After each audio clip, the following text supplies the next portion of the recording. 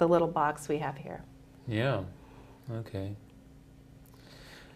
What are some of the documents that we should include in that financial go kit? Well, one of the things you need, especially for recovering from a disaster situation that may affect the livability of your residence or other things that you own, definitely need insurance policies, whether they are health insurance, homeowners insurance, fire insurance, any kind of property insurance. We want birth certificates, marriage certificates, Social Security copies of your cards. We also want to have things like your estate planning documents, so your revocable trust, your will, your powers of attorney. Having copies of those documents available if they need to be used can be very helpful. Also, one of the things we experienced during the 2005 hurricanes in the Gulf Coast was the fact that people could not prove that they lived in the area that was affected because they left without taking anything with them. So we also recommend people have copies of the deeds to their homes. They maybe have an escrow instructions or settlement papers, and also any kind of maybe copies of a utility bill or something showing that you were the resident at that particular address in order to receive services and emergency assistance. So a driver's license isn't enough with? Well, a driver's license is a start, but a driver's license does not necessarily prove birth. It doesn't prove citizenship. It doesn't prove that you owned something. And so having the ownership documents is very important. For people who are veterans, really important to have your discharge papers that might entitle you to veteran services. Wow. Kind of an awesome task, and even just finding some of these things anyway for some people might be challenging, you know, when they move and all these other things.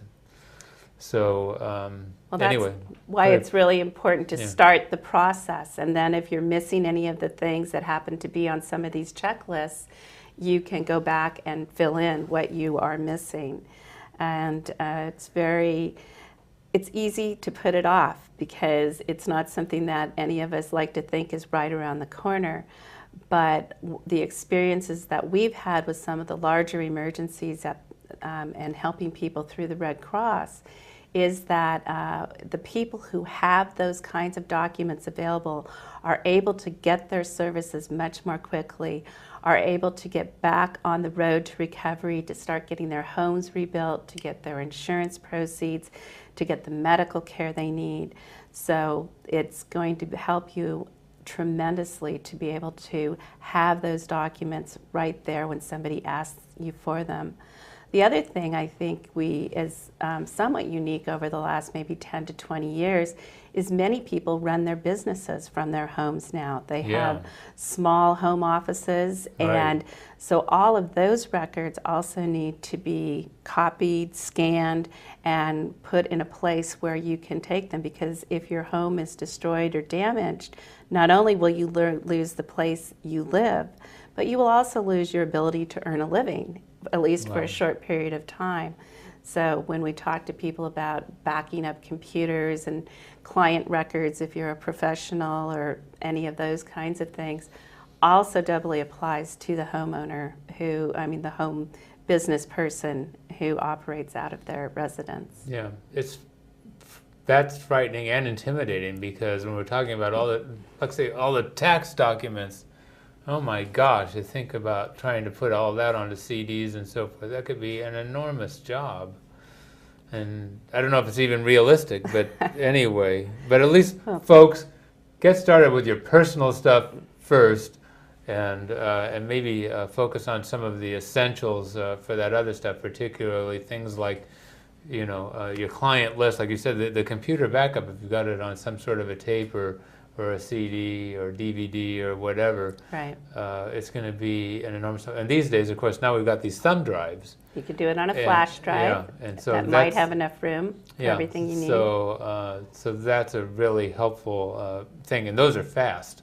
So very quick. So And as I said, if you have a teenager or an older middle school kid, great project for them because they can do that kind of stuff. They understand how to get it saved. And there also are professional companies that do this kind of thing, or even your local place like Kinko's or Staples or mailboxes, etc. I called and got a couple of prices for what it would charge to and take to actually scan a pack or a stack of documents, somewhere between $15 and $50, which would include the cost of the CD-ROM. Probably some of the best money you'll ever spend if you need those documents and need to recreate them. I was just thinking, what if you just get divorced and you get kicked out of the house? You might be glad to have that. So, well, I guess there's a lot of different types of disasters, right? There's lots of disasters, and in addition to natural disasters, we do have man-made ones, and certainly family situations that might lend themselves to that. So.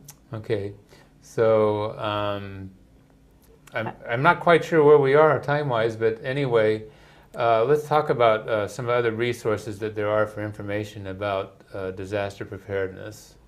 Well, Red Cross has a national website. It's redcross, all one word, .org.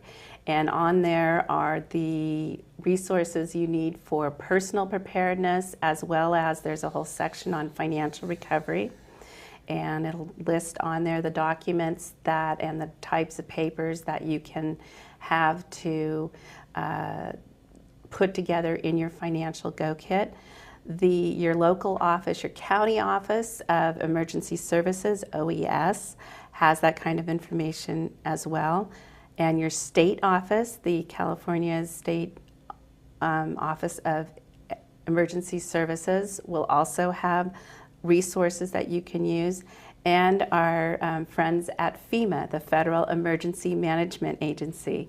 And since 2005, there have been dramatic changes at FEMA, and we have been working in partnership with them and all the local agencies in order to make it a more streamlined process. So those are some other resources, and all those, well, you can find them easily by Googling them or in some kind of a search engine and locating them as well. That's great. I did think of a few other things that would be pertinent for your financial go kits. Okay. Your banking institution information, a list of your credit cards and the credit card numbers would be critical, because many people do their banking online now, or they pay their bills online. And if the power is out and you don't have the ability to pay your bills online, you want to know where those credit card companies are and how to get in touch with them the old-fashioned way, by mail or by phone. So those kinds of things are very good to have. Another thing which is on the Go Kit list is cash. Have a little minor detail, little bit of money. Most of us live in the credit plastic world now because we can buy anything from a Starbucks coffee to a car with, our credit or debit card. When the ATMs are down, the electricity's out, there isn't the cash on hand, you're not going to be able to go and get the cash to do that. So very good to have at least a small supply of some cash or traveler's checks and some rolls of quarters. I know that isn't something most people carry around anymore, but but very useful to have. And again, when we had some of the large disasters with the wildfires, with the hurricanes in the Gulf Coast, there were weeks when the power was not on and people could not access their banking records or the cash that they had in the bank. So.